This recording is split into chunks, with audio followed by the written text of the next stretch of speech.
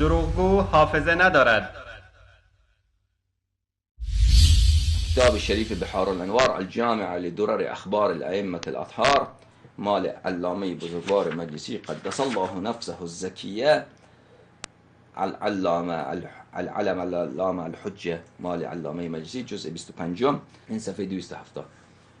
روایت 15 از امیر المؤمنین علیه السلام، از خصال شیخ صدوقشان نقل میکنن قال امیر المؤمنین علیه السلام ایاکم والغلو فینا، بر حذر باشید از این که در ما غلو بکنید، ما را به حد خدایی برسانید. قولوا انا عبید مربوبون، به ما بگویید که ما بندگان خدا هستیم و ما بنده خدا هستیم و خدا را عبادت میکنیم.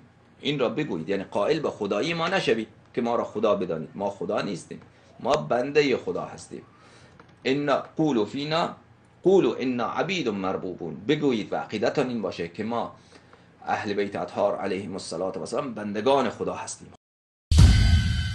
بینندگان گرامی، مشاهده نمودید که این آخوند رافیزی روایتی را از کتاب معتبرشان بحارالانوار نقل می کند که در آن امیر مومنان امام علی رضی الله تعالی عنه مردم را از غلو نمودن در شأن اهل بیت علیهم السلام منع می فرماید و خویشتن را جز بنده خداپرست بیش نمی داند.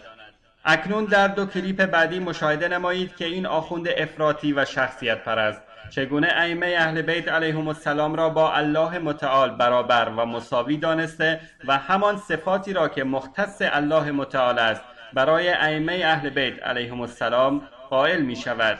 راست گفتند دروغگو حافظه ندارد.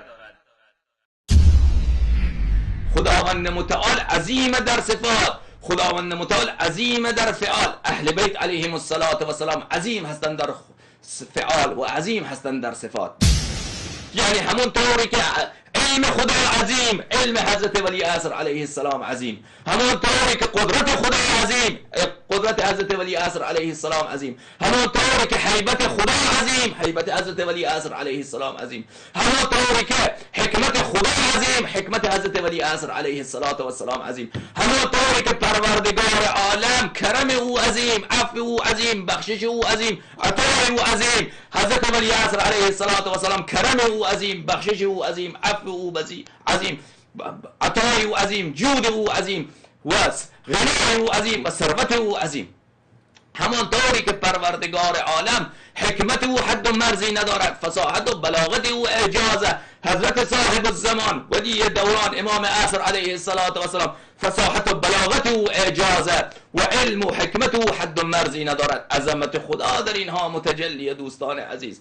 همون طوری که پروردگار عالم گرچه اگر غایب باشد حاضره، به چشم نمیتوان دید، درسته؟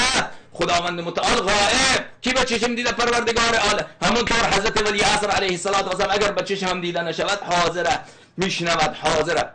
اهل بیت علیهم السلام امام عصر علیه السلام را شاهد قرار داده بر اعمال ما، شاهد قرار داده که خوب ببیند و از او فوت نشود تا که امام باشد و تا که هادی باشد.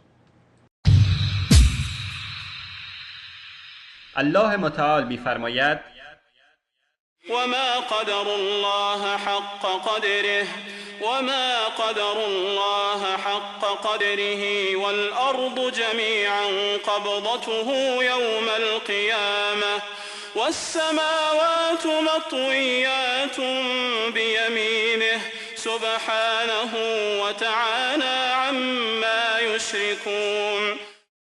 و آنها الله را چنان که سزاوار بزرگی اوست نشناختند و روز قیامت همه زمین در مشت او قرار دارد و آسمان ها در هم پیچیده در دست راست اوست. او منزه و برتر است از آنچه شریک او میپندارند. ومن الناس من يتخذ من دون الله اندادا يحبونهم كحب الله والذين آمنوا أشد حبا لله ولو يرى الذين ظلموا إذ يرون العذاب أن القوة لله جميعا وأن الله شديد العذاب.